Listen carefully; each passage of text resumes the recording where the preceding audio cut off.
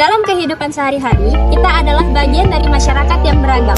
Demokrasi memberikan kita kesempatan untuk menentukan masa depan negara melalui suara kita.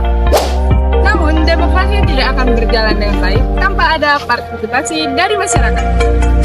Sayangnya, banyak dari mereka yang menganggap bahwa suara mereka tidak penting. Tetapi, setiap suara memiliki dampak yang besar. Partisipasi bukan hanya dari pemilu saja, tetapi dari musyawarah. Jangan lewatkan untuk berpartisipasi. Suara kita, masa depan kita. Bang ngapain? Assalamualaikum warahmatullahi wabarakatuh. Saya dari kelompok 4 dan saya sendiri Farah Septi Berguna dan teman saya Emradul Alvarian. Fauzia Marahima. Saya Bima Lestari. Saya Maria. kami akan menampilkan video tentang membangun budaya demokrasi di Indonesia. Baik, di sini saya masih bersama mahasiswa ITB. Boleh perkenalan namanya, Bang? Perkenalkan, nama saya Fauzan Indira. Saya mahasiswa ITB ini dari manajemen semester 8. Kebetulan saya di 8 SDMP. Izin Bang untuk wawancaranya. Iya. Menurut Abang, apa yang dimaksud dengan budaya demokrasi dan mengapa hal ini sangat penting untuk dibangun di Indonesia? Mungkin kalau berbicara tentang demokrasi, kita kerucutkan terhadap bagaimana demokrasi yang ada di lingkungan kampus, bagaimana tentang budaya-budaya yang diterapkan dalam demokrasi. Bahwasanya memang demokrasi ini poin penting dalam demokrasi, yaitu tentang bagaimana cara orang untuk berpendapat, bagaimana tentang kebebasan dalam satu pihak, individu ataupun dalam kelompok menyampaikan, mengutarakan suatu pendapat. Baik, mungkin untuk poin penting dari bagaimana tentang demokrasi itu sendiri, bahwasanya memang setiap orang, baik itu individu atau kelompok, bagaimana tentang menerapkan budaya-budaya yang mendengarkan pendapat orang lain,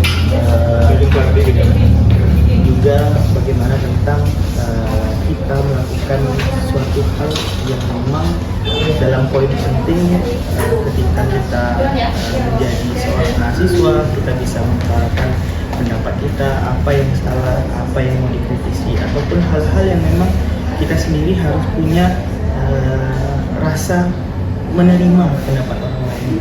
Penting ketika untuk berbicara demokrasi, yang poin penting dalam demokrasi adalah bagaimana kita mendengarkan ataupun bisa menerima pendapat orang lain. Itu sih. Baik, begitu Bang, terima kasih. Dan selanjutnya, nilai-nilai dasar apa yang harus dimiliki setiap warga negara untuk membangun budaya demokrasi yang kuat?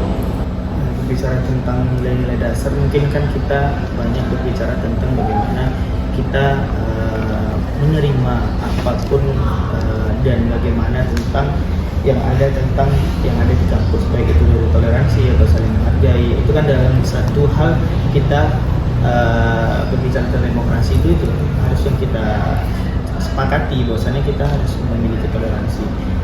Arti demokrasi ini kan kita harus juga melihat bagaimana tentang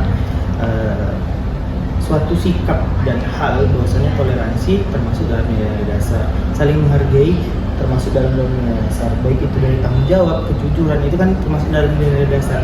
Tapi apa poin penting yang memang kita harus juga sadar, bahwasanya setiap orang harus sadar bahwasanya ada hukum yang memang wajib kita taati, bagaimana tentang hukum mendengarkan pendapat orang lain itu. Nah, kan dari poin pertama tadi, bagaimana kita cara mendengarkan pendapat orang lain, bagaimana cara kita memandang bahwasanya kita tidak bisa memutuskan suatu hal itu dari satu sisi saja.